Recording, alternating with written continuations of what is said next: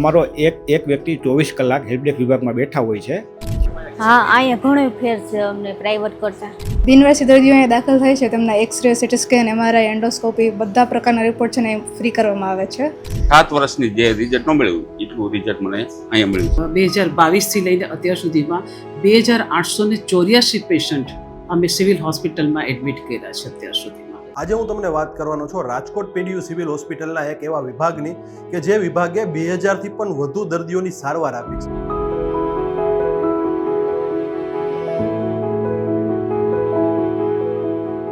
પણ ખાસિયત એવી છે કે આ દર્દીઓનું કોઈ સગાવાલું નહોતું અને આ દર્દીઓની તેઓએ પરિવારની જેમ સારવાર આપી અને તેઓને સાજા કર્યા. મને જીવડું પડી ગયું પગમાં. અહીંયા અમે 3 મહિના થયા અને એની પહેલાં પ્રાઇવેટમાં દાખલ હતી ને ત્યાં 2 મહિના એટલે કુલ 5 મહિના થયા. હા, અહીંયા ઘણો ફેર છે અમને પ્રાઇવેટ કરતાં. ટાઈમે સારવાર કરે અને ડ્રેસિંગ બધું સારી રીતે કરે છે અહીંયા. પહેલાં કરતાં મારો પગ અસર ઘણો સારો થઈ ગયો છે અત્યારે. હું વાત કરી રહ્યો છું સિવિલ હોસ્પિટલના હેલ્પ ડેસ્ક વિભાગની કે જેના સ્ટાફે એવા દર્દીઓની મદદ કરી હતી કે જેઓનો કોઈ પરિવારજનો સાથે સારવાર માટે ન આવ્યું.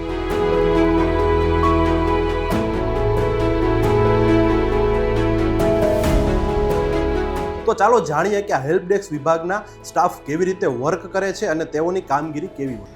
બ્લડની જરૂરિયાત હોય તો તમને બ્લડ બેંકમાંથી બ્લડ પણ ફ્રી આપવામાં આવે છે. ઘણા બધા દર્દીઓ છે જે લાંબા સમયમાં 1 વર્ષ સુધી પણ દાખલ રહ્યા હોય, 6 મહિના સુધી પણ દાખલ રહ્યા હોય. ઘણા દર્દીઓ અઠવાડિયામાં સાજા થઈને તેમના ઘરે જતા રહે છે. અમારો એક વ્યક્તિ 24 કલાક હેલ્પડેસ્ક વિભાગમાં બેઠા હોય છે.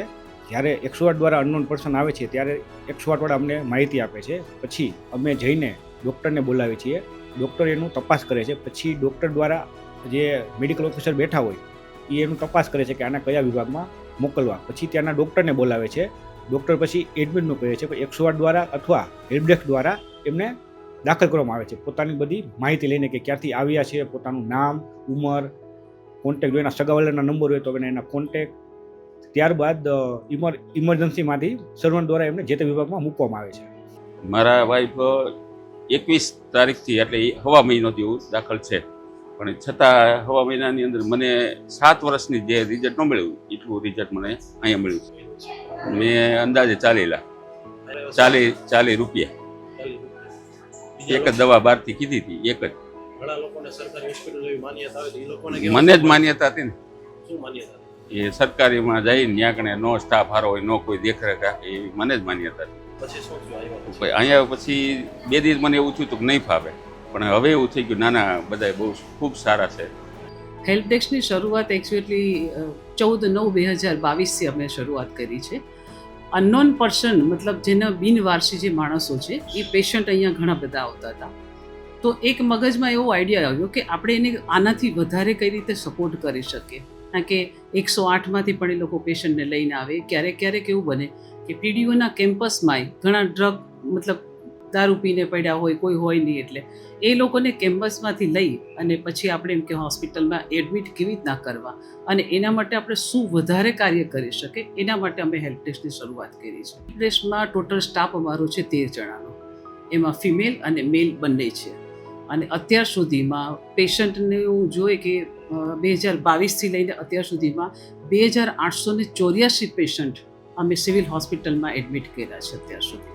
એ 3 રીતે અમે લોકો પેશન્ટને અહીંયાથી મોકલી શકીએ છીએ. એક તો પેશન્ટ હોય અને બોલી શકતું હોય તો એની પાસેથી એના ઘરની અમે ડિટેલ લઈએ છીએ.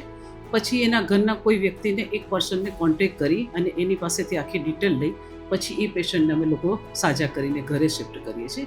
બીજી વસ્તુ, બીજા એવા પેશન્ટ હોય છે કે જેનું કોઈ હોતું જ નથી, આમનામ જ હોય છે.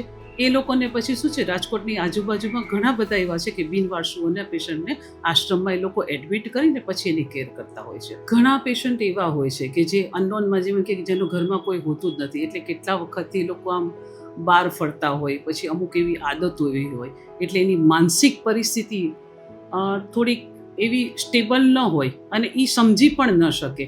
પણ એને શું છે, અહીંયા સારવાર આપ્યા પછી થોડાક સ્ટેબલ થાય પછી જ અમે લોકો એને શિફ્ટ કરીએ. એટલે એને એવી રીતના અમે સમજાવીએ. પછી હેલ્પ ડેસ્કમાં એવું છે કે હેલ્પ ડેસ્ક અમે 3 જગ્યાએ ડેવલપ કર્યા છે.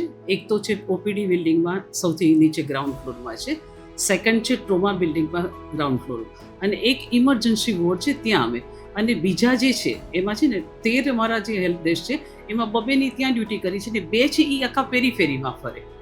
તો તમે જોયું કે સિવિલ હોસ્પિટલનો હેલ્પ ડેસ્ક વિભાગ એવા દર્દીઓની વહારે આવે છે કે જે દર્દીઓનું કોઈ નથી, તેઓને સાજા કરી, સ્વસ્થ કરી અને તેઓને પૂરતી સગવડ પાડે છે. કેમેરા પર્સન ગૌલ લશ્કરી સાથે હું Nikhil Maka, voice of day, Rajkot.